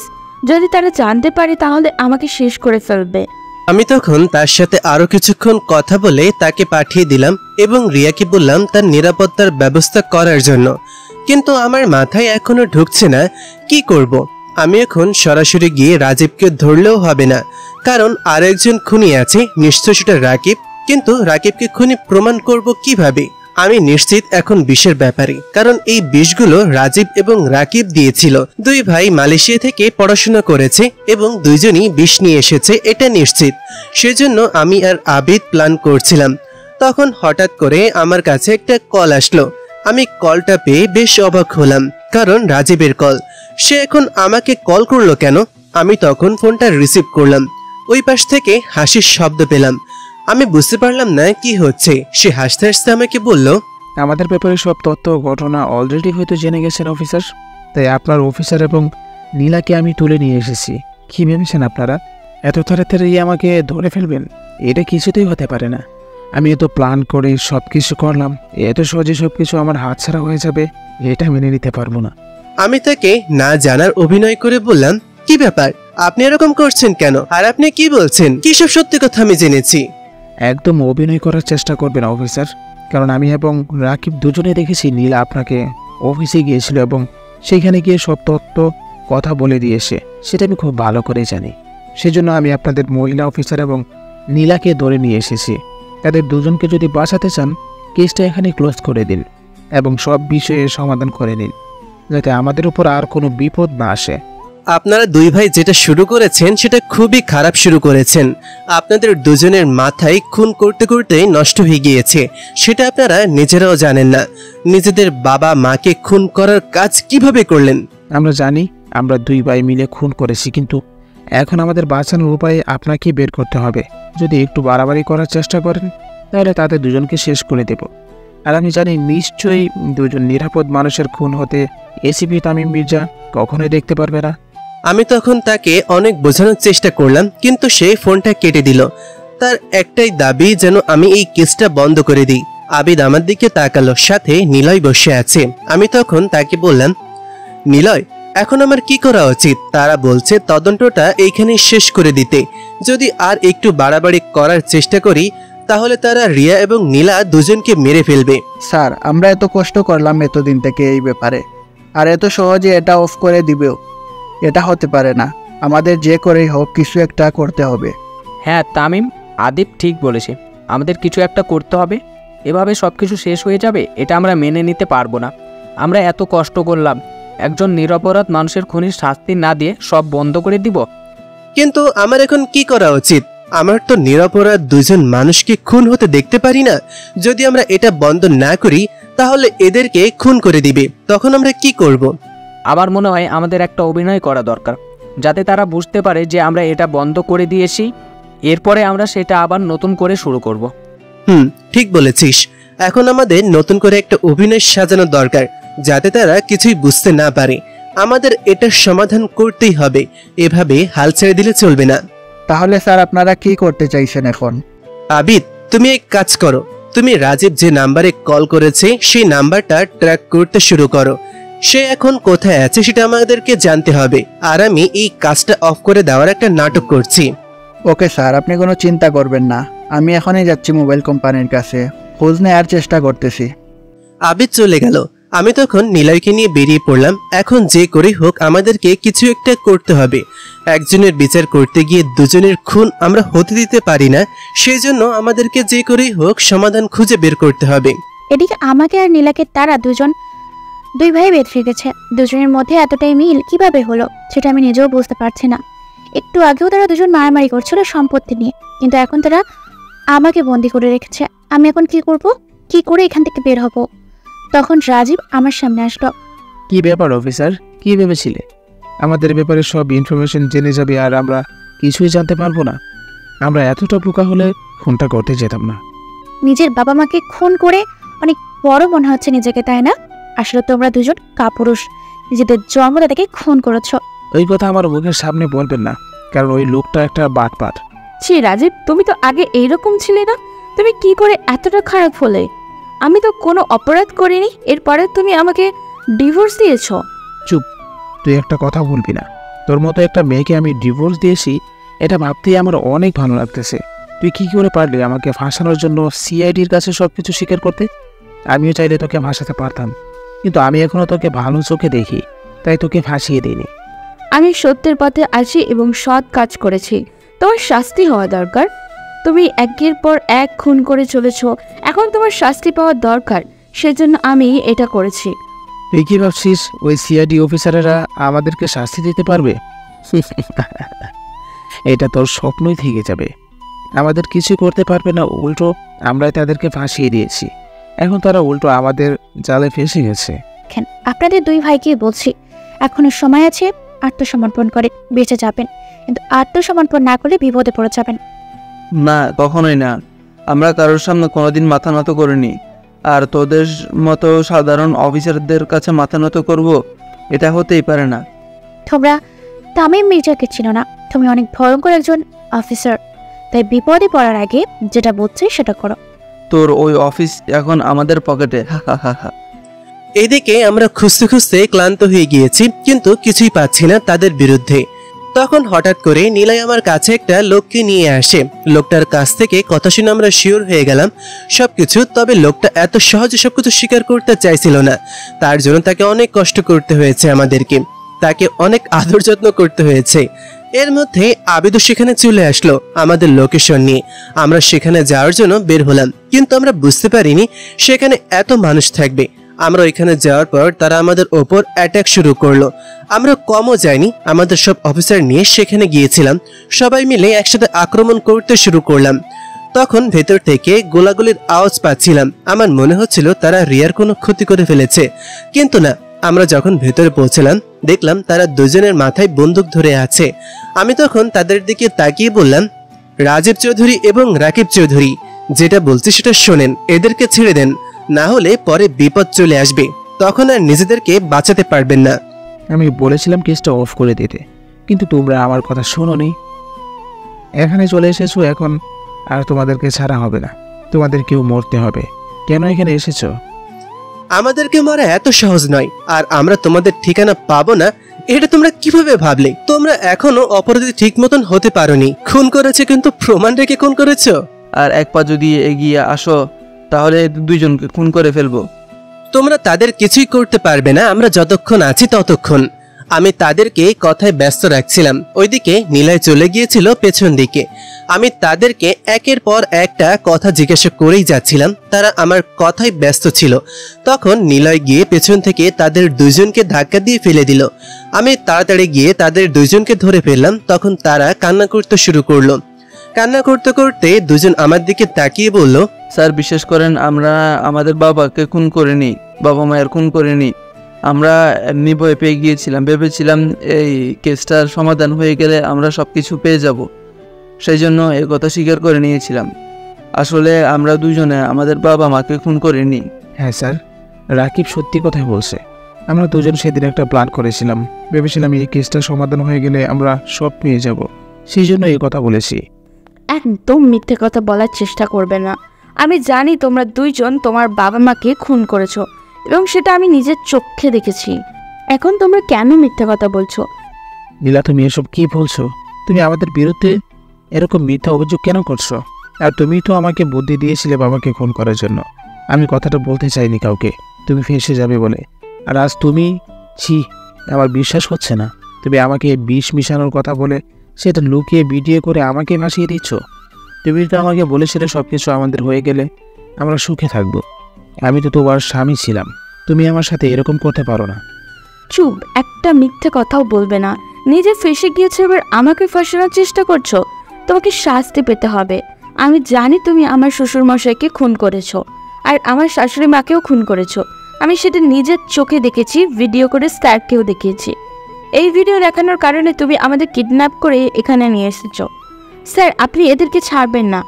আপনাকে কোনো চিন্তা করতে হবে না মিস নীলা, আমরা আসল অপরাধীকে খুব তাড়াতাড়ি শাস্তি দেব, এই ব্যাপারে নিশ্চিন্ত থাকতে পারেন। ওকে স্যার, তাহলে এদেরকে আপনি নিয়ে যান। আমাকে এখন যেতে হবে, আমার বাসায় একটু দরকার আছে। এত তাড়াতাড়ি কোথায় যাবেন মিস নীলা? এখনো তো আসল অপরাধীকেই ধরতে পারলাম না, এখনই চলে যাবেন? কি বলছেন? আসল অপরাধী ওইরা দুজন, আর তারা আপনার চোখের সামনে। আপনি বলছেন এখন আসল অপরাধীকে ধরতে পারেনি? এসবের মানে কি? আমি তখন নীলাকে অবাক করে দিয়ে নিলয়কে বললাম নীলার মাথায় বন্দুক ধরতে। নিলয় সেটাই করলো। নীলা তখন আমার দিকে তাকিয়ে বলল, এটা কি করছেন স্যার? আপনি আমাকে কেন মারার কথা বলছেন? আমি তো এইসবে কিছুই জানি না। আপনি কেন আমাকে মাঝখান থেকে ফাঁসিয়ে দিচ্ছেন? সত্য কোনোদিনও চাপা থাকে না মিস ঐশী, তাই মিথ্যা কথা বলার চেষ্টা করবেন না। আপনার সব জারেজুরি ফাঁস হয়ে গিয়েছে, এখন আর বাঁচতে পারবেন না, তাই সব সত্যি কথা স্বীকার করে ফেলেন। নীলা তখন আমার দিকে তাকিয়ে অবাক হয়ে গেল। তার আসল নাম আমি কিভাবে জানলাম এটা সে বুঝতে পারছে না। আমি তখন তার দিকে তাকিয়ে বললাম, কি ভাবছেন আমার কাছে সব স্বীকার করে দিলেই আমি সবকিছু মেনে নেব? একটা কথা মনে রাখবেন, আমরা এত কাছাকাছ করি না, যা সত্য তাই বের করার চেষ্টা করি। আপনি মিথ্যা বলবেন আর আমরা সবকিছু মেনে নিব, এটা কিভাবে ভাবলেন? স্যার, আপনারা কি সব বলছেন? আমি তো কিছুই বুঝতে পারছি না। আপনারা কেন আমাকে ফাঁসিয়ে দেওয়ার চেষ্টা করছেন? আর ঐশীকে আপনারা কেন এসব বলছেন? আমি তখন রাজীবের দিকে এগিয়ে গেলাম, গিয়ে তাকিয়ে বললাম, মিস্টার রাজীব, আপনার একমাত্র মামা ছিলেন তাই না? জি স্যার, আমার তো একজন মামা ছিলেন, কিন্তু উনি তো মারা গেছেন অনেকদিন আগে। আপনি জানেন আপনি কাকে বিয়ে করেছিলেন? ওই ঐশী নামের মেয়েটাকে চিনেন? ঐশী তো আমার মামাতো বোন ছিল, সে তো লন্ডনে থাকতো তার এক আঙ্কেলের কাছে। আপনি ভুল জানেন, আপনি যাকে বিয়ে করেছিলেন নীলা নামে, সেই নীলাই ঐশী আপনার মামাতো ভাই। আপনার মামার মৃত্যুর পর সেসব জানতে পেরে আবার দেশে ফিরে এসেছিল। দেশে আসার পর আপনার সাথে নাম পাল্টে বিয়ে করেছে। কি বলছেন স্যার? এসব কি করে হলো? আমি কিছুই বুঝতে পারলাম না। সে আমার মামাতো বোন, আর আমার সাথে এত বড় একটা খেলা কেন খেললো কিছু বুঝতে পারলাম না। এখানে আপনাদের সবারই দোষ আছে, তাই সব সত্যি কথা সবাই ঘুরিয়ে পেঁচিয়ে বলেছেন। আপনারাও খুন করার চেষ্টা করেছেন, সেজন্য আপনারাও অপরাধী, আপনাদেরকেও শাস্তি পেতে হবে। কিন্তু আসল খুনি হচ্ছে ঐশী। আপনার মামার মৃত্যুর পর সে যখন জানতে পারে আপনার মায়ের যত সম্পত্তি সবকিছু মূলত আপনার নানার ছিল, সেখান থেকে আপনার বাবাকে দেওয়া হয়েছিল। আপনার বাবা সেটা বড় বিজনেসে পরিণত করার পর আপনার মায়ের নামে ফিরিয়ে দিয়েছিল। তখন ঐশীর মাথায় চিন্তা আসে, কারণ ঐশীর বাবাকে খুব কম সম্পত্তি দেওয়া হয়েছিল।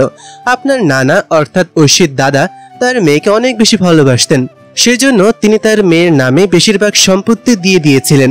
এরপর সেটা আপনার বাবার নামে হয়েছে। এটার প্রতিশোধ নেওয়ার জন্য সে আপনাকে বিয়ে করেছিল। আপনার সৎমাকে প্রথমে খুন করেছে ঔষধের বোতলে বিষ মিশিয়ে। এরপর আপনার বাবাকে আরেকজনকে দিয়ে প্রথমে আপনার বাবার খাবারে বিষ মিশিয়েছিল। এরপর আপনার বাবার অফিসের কেবিনের জলের গ্লাসে বিষ দেয়, যাতে কোনোভাবেই একটাও চান্স মিস হলে অপর চান্সে উনি মারা যান। আমি তখন ঐশীর দিকে তাকালাম, সে আমার দিকে তাকিয়ে আছে অবাক চোখে। সে ভাবতেও পারেনি আমরা এত কিছু জেনে যাব।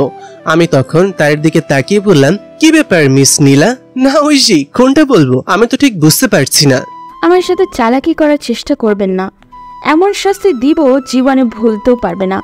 আমি এত কষ্ট করে এত প্ল্যান সাজালাম, সবকিছু এত সহজে চলে যাবে, এটা আমি তো মেনে নিব না। স্যার, আপনারা কি বলছেন? আমি তো কিছুই বুঝতে পারছি না। আমাকে সব কিছু খুলে বলেন, আমি সব কিছু জানতে চাই। কিভাবে এত কিছু হলো, আমরা তো কিছুই বুঝতে পারছি না। আমি তখন আবিদকে বললাম বাইরে থাকা লোকটাকে ধরে নিয়ে আসতে। সে তখন একটা ছেলেকে ধরে নিয়ে আসলো। ছেলেটাকে দেখে রাজীব এবং রাকিব দুজনই অবাক হয়ে গেল, কারণ এই ছেলেটা তাদের দুজনের খুব কাছের বন্ধু তুষার। দুজনে যখন মালয়েশিয়াতে পড়তো তখন এই ছেলেটাও তাদের সাথে ছিল। তুষারকে দেখে তারা দুজন অবাক হয়ে গেল। তখন রাকিব আমার দিকে তাকিয়ে বলল, স্যার তুষারকে আপনারা কোথা থেকে পেলেন? তুষার তো ভালো বন্ধু, আপনি তুষারকে কোথা থেকে আনলেন? আগে বিষয়টা এক্সপ্লেইন করি, এরপর বুঝতে পারবেন সবকিছু। তুষার হচ্ছে ঐশীর বয়ফ্রেন্ড। তারা দুইজনে মিলে এই প্ল্যানটা করেছে। তুষার প্ল্যান করে আপনাদের সাথে গিয়েছিল মালয়েশিয়াতে। সেখানে যাওয়ার পর আপনাদের সাথে বন্ধুত্ব করেছে যাতে তাকে সন্দেহ না করেন। এরপর এইদিকে রাজীব, আপনি ফিরে আসার পর আপনার সাথে ঐশীর বিয়ে হয়, আর রাকিব এবং তুষার মালয়েশিয়াতে থাকে। তুষার বিষ নিয়ে এসেছিল মালয়েশিয়া থেকে। সেখান থেকে আসার পর আপনাকে ঐশী বুদ্ধি দিয়েছিল আপনার বাবা আর সৎমাকে মেরে ফেলার। আপনিও লোভে পড়ে ঐশীর কথা মতন আপনার মায়ের দুধের গ্লাসে বিষ মিশিয়েছিলেন এবং তারা আপনাকে ফাঁসানোর জন্য সেটা ভিডিও করে রেখেছিল। কিন্তু সেই বিষ আপনার সৎ মায়ের কোনো মৃত্যু হয়নি, কারণ আপনার সৎমা ওই দুধের গ্লাসটা থেকে দুধ পানই করেননি। আপনি ভয় পেয়ে গিয়েছিলেন, সেজন্য নীলাকে ডিভোর্স দিয়ে দিয়েছিলেন। কিন্তু সে এটা চেয়েছিল, সে আসার সময় তুষারের দেওয়া বিষটা মিশিয়ে দিয়ে এসেছিল আপনার সৎমায়ের ওষুধের সাথে, যার ফলে আপনার সৎমায়ের মৃত্যু হয়। আর আপনি ভেবেছিলেন আপনার বিষের ফলে আপনার সৎমায়ের মৃত্যু হয়েছে, কিন্তু না, আপনার বিষের কারণে আপনার সৎমায়ের মৃত্যু হয়নি, কারণ আপনারা দুজন দেশি বিষ ব্যবহার করেছিলেন। কিন্তু আমরা সেটা পরীক্ষা করে দেখেছি সেটা কোনো দেশি বিষ ছিল না, এটা বিদেশি মারাত্মক একটা বিষ, এবং সেটা তদন্ত করতে গিয়ে আমরা এই দুজনকে খুঁজে পেয়েছি। আসল অপরাধীকে পেতে আমাদেরকে অনেক কষ্ট করতে হয়েছে। এরপর যখন আপনার সৎমায়ের মৃত্যু হয় তখন নীলা অর্থাৎ ঐশী আপনার থেকে দূরে চলে গিয়েছিল। তখন রাকিব ভেবেছিল আপনি তার মাকে মেরে সম্পত্তি একা নেওয়ার চেষ্টা করছেন, তাই আপনাদের দুই ভাইয়ের মধ্যে ঝামেলা শুরু হয়। দুজনে ঝামেলা করতে থাকেন। এই সুযোগটাকেই তুষার কাজে লাগায়। তুষার এই সুযোগ কাজে লাগিয়ে আপনার বাবার খাবারে বিষ মেশানোর প্ল্যান করে এবং আপনাদের সাথে দেখা করতে আসা বন্ধ হয়ে যায়। সে বন্ধুত্ব করেছিল শুধুমাত্র নিজের কাজ হাসিল করার জন্য, এবং সেটা করতে পেরেছে। সে এমন একটা বিষ খাবারের সাথে মিশায় যার প্রভাবে মানুষের শরীর পড়তে পড়তে 2 দিন সময় লেগে যায়, যার ফলে আপনারা তাকে সন্দেহ করার চিন্তাও করেননি। তারা খুব সতর্কভাবে সবকিছু করছিল যাতে আপনি, আপনার ম্যানেজার এবং রাকিব ফেঁসে যান, কিন্তু আপনারা তিনজনই বোকার মতন কাজ করলেন। সবচেয়ে বড় বোকামিটা তো আপনারাই তখন করেছেন যখন এই সম্পত্তির লোভে পড়ে আপনারা আপনাদের বাবাকে মেরে ফেলার বিষয়টা স্বীকার করে নিলেন। হ্যাঁ, আপনারা মেরে ফেলার চেষ্টা করেছেন কিন্তু মারতে পারেনি, বারবার ব্যর্থ হয়েছেন। এই কথা শোনার পর রাজীব কান্না করতে শুরু করলো। সে ভাবতেও পারছে না এসব। আমি তখন তার দিকে তাকিয়ে বললাম, কান্না এখন করে আর কোনো লাভ নেই মিস্টার রাজীব চৌধুরী। আপনারা যেটা করেছেন সেটা শাস্তি আপনাদেরকে পেতে হবে। চৌধুরী সাহেবকে মারার চেষ্টা করেছেন 2 ভাই মিলে, কিন্তু 2 ভাই ব্যর্থ হয়েছেন। কিন্তু চেষ্টা করেছেন, সেই অল্পের জন্য হলেও শাস্তি পেতেই হবে। আপনাদেরকে আরেকটা কথা মনে রাখবেন, জীবনে টাকার জন্য নিজেকে বিক্রি করে দিবেন না। টাকার কাছে নিজেকে বিক্রি করলে সারা জীবন আফসোস করতেই হবে। আপনারা 2 ভাইয়ের ভুলের কারণে যদি আজ আমরা এই সত্যটা জানতে না পারতাম, তাহলে আপনারা সারা জীবন জেলে কাটাতে হতো। আপনাদের দুজনের ভাগ্য ভালো আমরা সত্যিটা জানতে পেরে গিয়েছিলাম, না হলে তো আমরা আপনাদেরকেই অপরাধী ভাবতাম আর সারা জীবন জেলে থাকতে হতো অথবা ফাঁসিতে ঝুলতে হতো। এই বলে আমি তাদের দুজনকে গ্রেপ্তার করার আদেশ দিলাম। আমাদের 2 জন অফিসার তাদেরকে ধরে নিয়ে গেল। তাদেরকেও শাস্তি পেতে হবে, কারণ সম্পত্তির লোভে পড়ে তারা তাদের জন্মদাতাকে মেরে ফেলার চেষ্টা করেছে। সফল হোক আর ব্যর্থ হোক, তারা তো চেষ্টা করেছে, সেজন্য তাদেরকে শাস্তি পেতে হবে। আমি তখন নীলার দিকে এগিয়ে গেলাম। নীলা তখন আমার দিকে তাকিয়ে বলল, অফিসার, যেটা করছো সেটা অনেক বড় ভুল করছো। আমাকে শাস্তি দেওয়ার কথা ভাবলে কি করে? তোমাকে শাস্তি পেতে হবে। ভুল করেও আমার সাথে কিচ্ছু করার চেষ্টা করবে না, এতে করে তোমার জীবন ধ্বংস হয়ে যাবে। আমি যাকে টার্গেট করেছি তার জীবনও ধ্বংস করে দিয়েছি, তাই যেটা বলছি সেটা করো। আমাকে ছেড়ে দাও, যা লাগে তাই দিব। ভুল তো আমি করিনি, ভুল করেছেন আপনি মিস নীলা। আমরা যখন সবকিছু ঠিক করে নিয়েছিলাম, আমরা রাজীব চৌধুরী এবং রাকিব চৌধুরীকে ধরার প্ল্যান করছিলাম, তখন হঠাৎ করে ভালো শাস্তি গিয়ে এসে আমাদের কাছে সবকিছু স্বীকার করেছিলেন, যাতে আমরা সবকিছু আরো ভালো করে বুঝতে পারি। মাঝখান দিয়ে রাজীব আর রাকিব জেলে যাবে, এরপর আপনি সবকিছু দখল নেবেন। কিন্তু ওইটা যে আপনার সবচেয়ে বড় ভুল ছিল সেটা আপনি নিজেও বুঝতে পারেননি। আপনাকে আমরা চিনতাম না, কিন্তু কেসের মাঝখানে এসে আমাদের সন্দেহের তালিকায় পড়ে গেলেন। নীলা তখন নিজের মাথায় হাত দিয়ে বসে পড়ল। সে ভাবতেও পারেনি সে এত বড় ভুল করে ফেলেছে। আসলে অপরাধীরা যতই চালাক হোক না কেন, কিছু না কিছু তো একটা ভুল করে। সেই ভুলের কারণেই তাকে ধরা পড়তে হয় এবং সেটাই নীলা করেছে। সে সবকিছু সমাধান করে ফেলেছিল। আমরা রাজীব আর রাকিব চৌধুরীকে অপরাধী ভেবে ফেলেছিলাম। তখন হঠাৎ করে সে চলে আসলো এবং আসার পর সবকিছু স্বীকার করে আমাদের সন্দেহের আরেক দিক ঘুরিয়ে দিল। আমরা তাকে কিছুতেই সন্দেহ করছিলাম না, কিন্তু হঠাৎ করে আমাদের মনে হলো মালয়েশিয়ান সেই ভার্সিটিতে আমাদের যোগাযোগ করা দরকার। সেখানেই যোগাযোগ করে জানতে পারলাম তারা 2 জন নয় 3 জন ছিল একসাথে, এবং সেই 3 জনের ব্যাপারে খোঁজ করতে গিয়ে তুষারের নাম বেরিয়ে আসলো এবং তুষারকে হালকা টাইট দিতেই সে সবকিছু স্বীকার করে ফেললো। আমি এসব কথা চিন্তা করছিলাম, তখন হঠাৎ করে বুঝলাম আমার বুকের মধ্যে কিছু একটা আঘাত করছে। আমি কিছু বুঝে উঠতে পারলাম না। বুকে হাত দিয়ে দেখলাম রক্ত বের হচ্ছে। সামনে তাকিয়ে দেখলাম নীলা হাসছে, তার হাতে বন্দুক। সে সুযোগের সদ্ব্যবহার করে বন্দুক দিয়ে গুলি করে ফেলেছে। এর মধ্যেই আবিদ তাকে ধরে ফেললো এবং আমাকে নিয়ে যাওয়া হলো হসপিটালে। এরপর আমার আর কিছুই মনে নেই। যখন জ্ঞান ফিরলো তখন দেখতে পেলাম আমার পাশে বসে আছেন ডিসিপি স্যার। তিনি আমার দিকে তাকিয়ে আছেন, আবিদ অপর পাশে দাঁড়িয়ে আছে। আমি তখন তাকে বললাম, আবিদ কি হয়েছে? নীলাকে কি করেছো? স্যার, আপনি কোনো চিন্তা করবেন না, তাকে অ্যারেস্ট করে নিয়ে যাওয়া হয়েছে।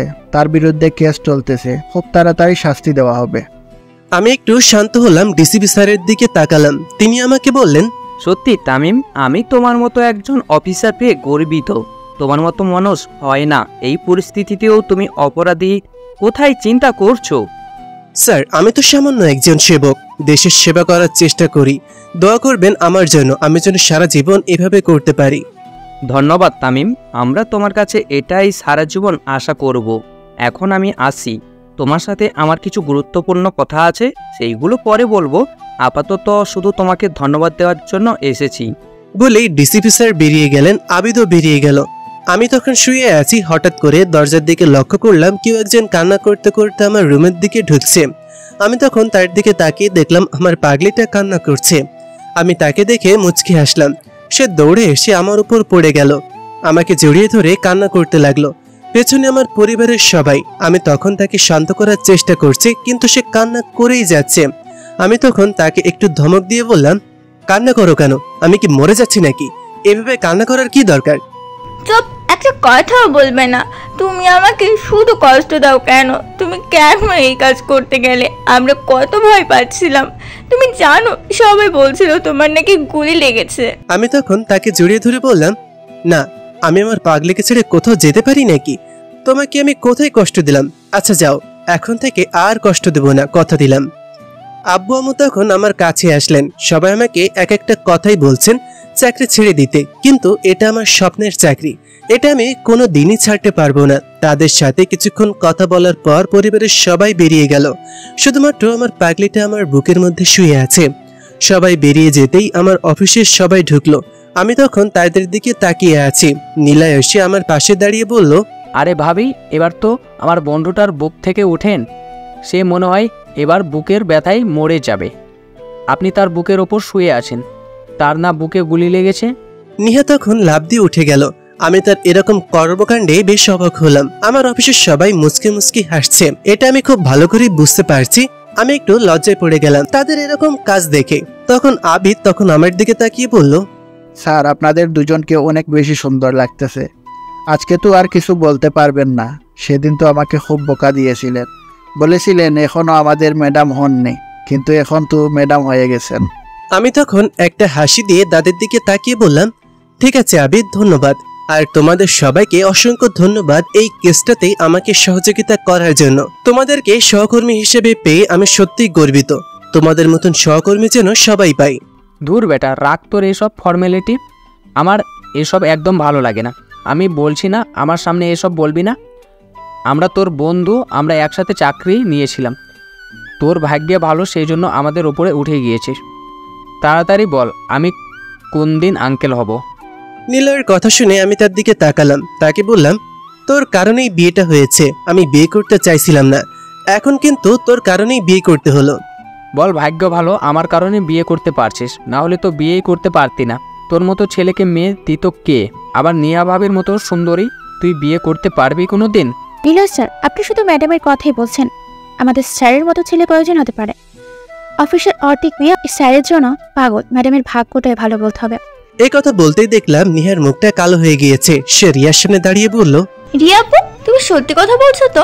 অফিসের সবাই আমার ডেভিলের জন্য পাগল? তাহলে আমার জামাইকে আমি অফিস যেতে দিব না, পরে আমার কাছ থেকে কেড়ে নেবে ওরা। হে ম্যাডাম, আমি সত্যি কথাই বলছি। স্যারের জন্য সবাই পাগল, একসময় আমিও পাগল ছিলাম। বলেই মুখ টিপে হাসা শুরু করলো। আমি বুঝতে পারছি না তারা সবাই মিলে নিহাকে রাগানোর চেষ্টা করছে। নিহা তখন রিয়ার দিকে তাকিয়ে বলল, খবরদার, আমার ডেভিলের দিকে আরেকদিন যদি চোখ তুলে তাকাবা তাহলে চোখ তুলে ফেলবো।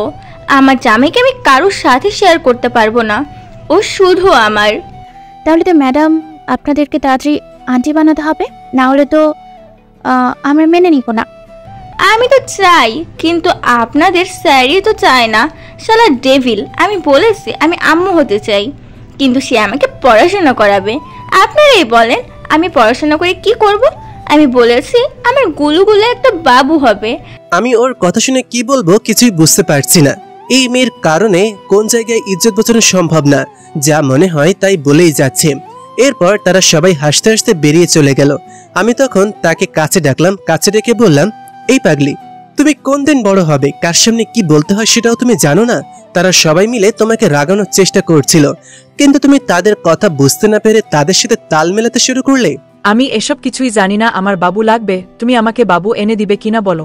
আচ্ছা ঠিক আছে, আমি সুস্থ হয়ে নিই, এরপরে তোমাকে একটা না অনেকগুলো বাবু এনে দিব। তখন সে খুশিতে আমাকে জড়িয়ে ধরলো। এভাবেই আমাদের ভালোবাসা চলতে থাকুক। আজ এই পর্যন্তই, দেখা হবে পরবর্তী কোনো গল্পতে। সেই পর্যন্ত সবাই ভালো থাকবেন, সুস্থ থাকবেন।